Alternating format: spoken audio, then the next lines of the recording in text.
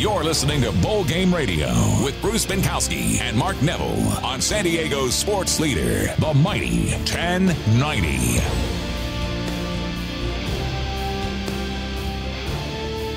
Welcome back to Bowl Game Radio, our second segment here on the mighty 1090 and the San Diego Bowl Game Media Network.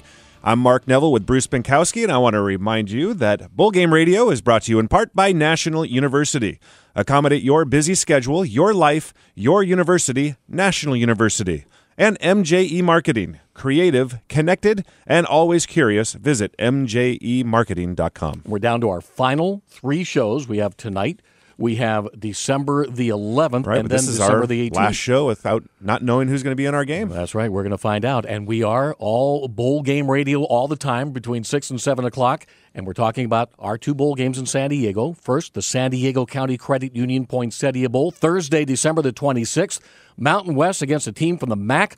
Bring the family. The UT San Diego Family 4-pack includes 4 plaza-level tickets, 4 hot dogs, 4 sodas, and a game program for just $170. It's a great, great deal. And $1 from each ticket sold to the San Diego County Credit Union Poinsettia Bowl, not just for the Family 4-pack.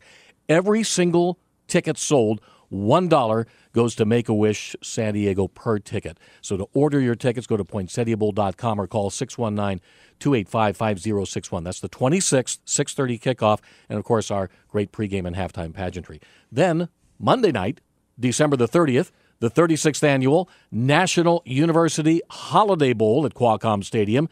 And it has been and always will be America's most exciting bowl game, Pac-12, Big 12, and again, spectacular pregame and halftime pageantry you don't want to miss. Go to holidaybowl.com or call 619-283-5808. And beginning Monday morning, because our teams will be announced on Sunday, our box office, Window B at Qualcomm Stadium between 9 and 5. Come on up. Purchase tickets to both games. Window B between 9 and 5. Ticket sales have been quite swift here this week. In fact, our tickets guy, Phil Snyder, has been keeping busy filling those orders. And we hope he continues. That's right. So very busy. As we've been talking, that our team selections will be announced Sunday, late afternoon, early evening, around 5:30, 6 o'clock, somewhere in that neighborhood. If you want to find out as soon as we do, you got to like us on Facebook. Go, and you can do that. Let me see. Where can we do that? How can we do that? How can we do that? I don't know. I'm not good at this stuff. But anyways, I'm just going to read the promo, and that'll help a lot better. Don't forget to like us on Facebook. Follow us on Twitter using @HolidayBowlGame or @PoinsettiaBowl. And we're also on Instagram. You could look for us @SDBowlGames. So with that, we are now going to jump into our next segment, and we're still going to talk about the team selections. We're going to talk more now about the National University Holiday Bowl. And to help us get through that, we're going to bring in ESPN.com's Kevin Gemmel, who's joined us a couple times during our 7 weeks on the air. Kevin, welcome back to the program. How we doing, guys? Hey, good. Should we put him on the spot, Mark, right off the bat and not talk about the Pac-12 and talk about the Big 12? Sure, Let's do that. All right. Hey, Kevin, first of all, we are pretty sure, we think, that Kansas State's going to be our selection. And do you know anything about Kansas State football since you cover the Pac-12? I know Oregon beat them pretty good last year. Okay, in the Fiesta Bowl. Fiesta Bowl. Other than that. All right, that's good enough for me. But we do know that Kansas State has won 5 of their last 6 games. They're coached by certainly a Hall of Famer. He's in the San Diego Bowl Game Association Hall of Fame. You know, he's one of the best. For He's sure. one of the best. So they're gonna have 3 weeks to practice for somebody out of the Pac-12. Now let me narrow it down to we think our 3 finalists are, and I'll get your take on it. Our 3 finalists, we believe, will be Arizona State, Stanford, and Oregon. We think those are our top 3. So let's run down those 3 right now, matching them up against the Kansas State. What do you think of, first of all, Arizona State University if they came to our game? You're going to get an exciting football team. It's a very innovative offense. You look at what Todd Graham likes to do and his offensive coordinator, Mike Norvell. Very, very innovative, especially the way they spread things out. They like to use multiple running backs. They've got a running back by the name of DJ Foster. They split him out. They use him in the screen game. They motion him out a lot. Now, Marion Grice is kind of their bell cow running back. He's injured. He's done for the year. he's not going to be available in the Pac-12 championship game. So when they had Grice and Foster on the field at the same time, it was a real good dual threat. But you're going to see a lot of read option and just a lot of fun. It's a fun offense to watch. Todd Graham calls it high octane. And then defensively, you've got Will Sutton, defensive end, 2-time Pac-12 Player of the Year. A very aggressive defense. When you look at since the beginning of last season, no one has more sacks when sending more blitzers than ASU does in all of FBS football. Now, earlier this season, if you would have said Stanford's going to play Arizona State in the Pac-12 championship game, I'd probably say Stanford's going to win hands down and move on. What's your prediction for this one? Stanford is a great team, but Arizona State's coming on strong. They are, and I think if this game were being played in Palo Alto, I would say Stanford wins it 75% of the time. I think it's a 50-50 game right now because it's in Tempe. ASU has won 7 in a row at home. They did get a good signature win 2 weeks ago at UCLA. That was a big win for them because they hadn't really been able to do it on the road yet. But they are a decidedly much better team at home than they are on the road. So that gives them a bit of an edge. Does it help Arizona State that they've already played Stanford this year?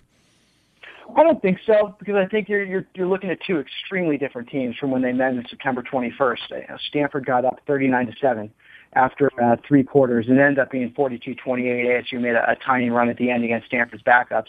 But you look at Stanford, they're a different team than they were. Tyler Gaffney, San Diego guy, he was just getting back into the flow of being a full-time running back. You look at his stretch over the last 7 weeks, he's averaging 146 yards per game on the ground. He is such a better running back now than he was in the 3rd week of the season. And the same can be said for ASU's defense. They were still kind of figuring some stuff out, and they've been lights out the second half of the season. So I think you're going to see two very different teams, and I don't think either one's going to change their philosophies too much. It's just going to be one of those games that's going to be decided at the line of scrimmage. It's a great defensive line against a great offensive line for Stanford. And Kevin, before we ask you about the other teams that are in the running out of the Pac-12, Bruce, tell us how we would get these teams. So we have Arizona State, you said Oregon, and you said Stanford. How is it that we would get Arizona State? Well, we get the selection, the National University Holiday Bowl gets the selection after the Alamo Bowl. So first it's the BCS, the Alamo, then the National University Holiday. So let's assume Stanford beats Arizona State, just for fun. Got it. Then Stanford goes to the Rose Bowl. The Alamo Bowl picks next. They have a choice between Arizona State or Oregon. Or UCLA even. Or UCLA. Right. I think, and I have no intel, and maybe Kevin has more intel than I think that Oregon would go to the Alamo. What do you think about that, Kevin? I've heard rumors. Okay, that works. I've heard whispers of that. Oregon's an exciting team. They're fun to watch. They travel well. I think that's a team that would be very desirable for the Alamo Bowl. So let's say that happens. Oregon goes to the Alamo. Then it's our selection. We would probably take Arizona State in that scenario. Now, you may say to yourself, well, why not UCLA? Well, back to what we were talking about in the San Diego County Credit Union Poinsettia Bowl and repeat teams. We had UCLA last year. We had them last year. They're a great team, but you want to mix it up. And one of the issues facing bowl games and conferences around the country is bowl fatigue. You want to get different new teams in, and so that's why we would probably go to Arizona State. How would we get Stanford?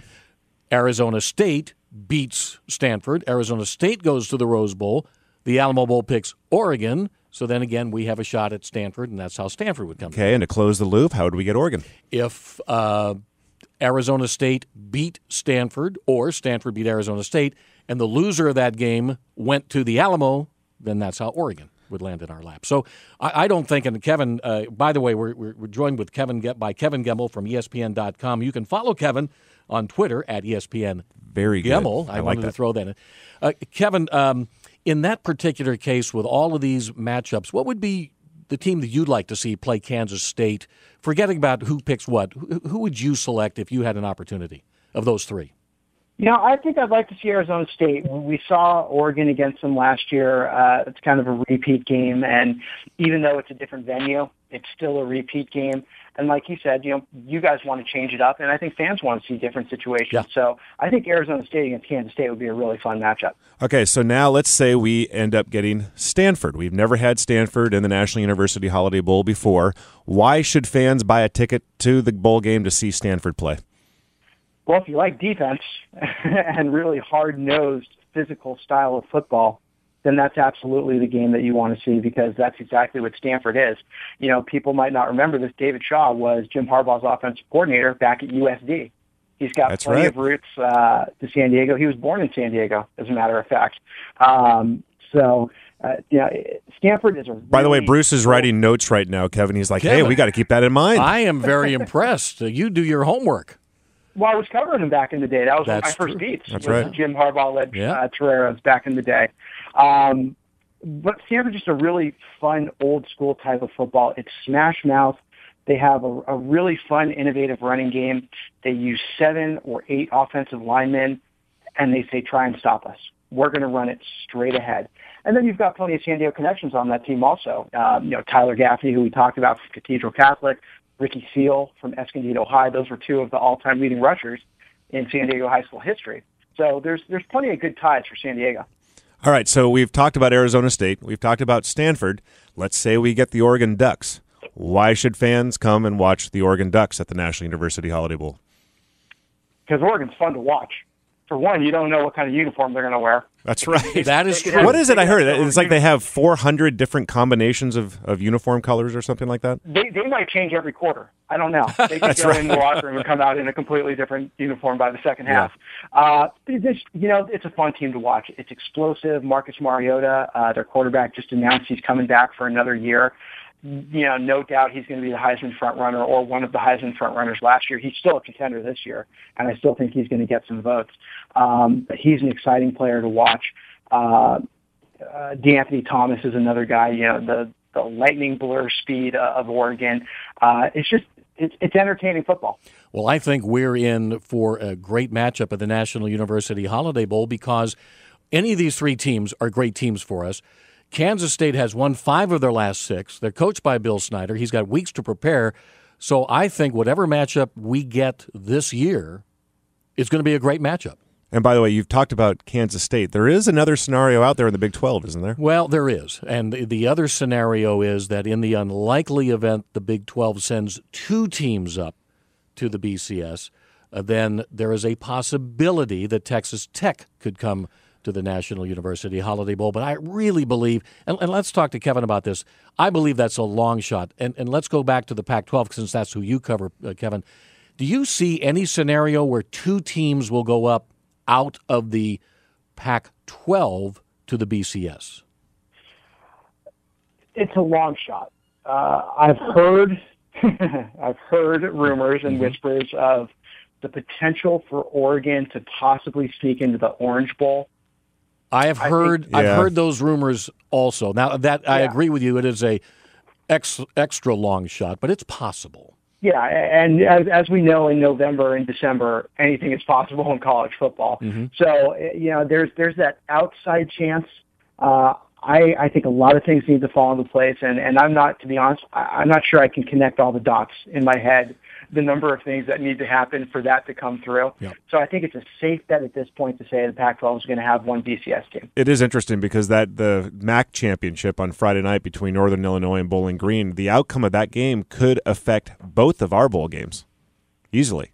Well, sure, because if Northern Illinois loses, and with Fresno State loss, that, Kevin, is where things could get a little complicated, because exactly. Northern would fill a slot by winning that would obviously go to one of the top 5 conferences, if you will. Right, and exactly. And Baylor, for example, if Northern Illinois did lose, Baylor could jump right back into the BCS. They could, but again, what we're hearing, Kevin, it's similar to what you're hearing in the Pac-12. It's a long shot for the Big 12 to get 2 teams up. So I'm comfortable that we're going to be okay, and we're going to get a great matchup for not only the National University Holiday Bowl, but the San Diego County Credit Union Poinsettia Bowl. Yeah, I with the Pac-12, we're going to get a great team. You look at Kansas State, their record is 7-5. It doesn't blow you away, but they've won 5 of their last 6, and I truly, we've said earlier in the show that Bill Snyder is one of the best coaches in the country, and he'll have that team ready for whoever it is that he faces. I couldn't agree more, and I think as they say, we will find out. Kevin, I don't think we asked you this. Who's your choice for the Pac-12 championship game? Stanford or you said toss-up, but if you were to be forced to make a decision, who do you think has the edge, Stanford or Arizona State? Well, in the preseason, I picked Arizona State to win the South, and I picked Stanford to win the North, and I picked Stanford to win the Pac-12 championship. And I'm going to stick with that. I think the fact that Marion Grice is not going to be available for ASU, I think that hurts a little bit. And I think Stanford has the horses up front. ASU has a very good defensive line. I don't want to undersell that at all. But I think if there's an offensive line that can control them, I think it's Stanford's offensive line. And I think the key to this game is Tyler Gaffney, who we've mentioned for the third time now. Mm-hmm. You remember in that Oregon game, he had 45 carries. That was a career high. It was a Stanford record for most carries in a game. But he just chipped away and chipped away and chipped away for 3 yards and 3 yards and 3 yards. And they kept Oregon off the field for 45 minutes. And they just tire out the defense. Exactly, and that's the same thing that they're going to try to do, I would imagine. I'm not in David Shaw's coaches' meetings, but the smart money says Tyler Gaffney, if he carries the ball 40 times in this game, they're going to win. It's going to be a fun game. I want to jump topic here real quick on you here, Kevin. Heisman Trophy, who's going to win it? Boy, I think we need to wait and find out what happens tomorrow when some news gets announced. I think that's going to affect a lot of voters with James Winston and see if charges are going to come down. The latest I've read is that that'll happen tomorrow. And I think a lot of people are waiting. And if they do not vote for him, then I have no clue because it is wide open after that. I think McCarron will get some votes. I think Mariota will get some votes. I think Kadeem Carey, the running back from Arizona, should absolutely get some votes. Jordan Lynch from Northern Illinois? Yeah, absolutely. Jordan Lynch is another guy. If Winston falls out of this could be one of the most wide open Heisman races we've ever seen. And really the key for Jordan Lynch is for Northern Illinois to win because if they lose, he probably will be out of the running. Exactly. So absolutely. Anything can happen. Well, Kevin Gemmel, ESPN.com college football blogger, sports writer, covers the Pac-12. Thanks for joining us. We may talk to you one more time before we run out of shows because next week we're actually going to know who's going to be in the National University Holiday Bowl. Anytime, guys. All right. Thanks a lot, Kevin. And by the way, you can follow Kevin Gemmel on Twitter at ESPN Gemmel. So we will be back after this quick break. You're listening to Bowl Game Radio on the Mighty 1090.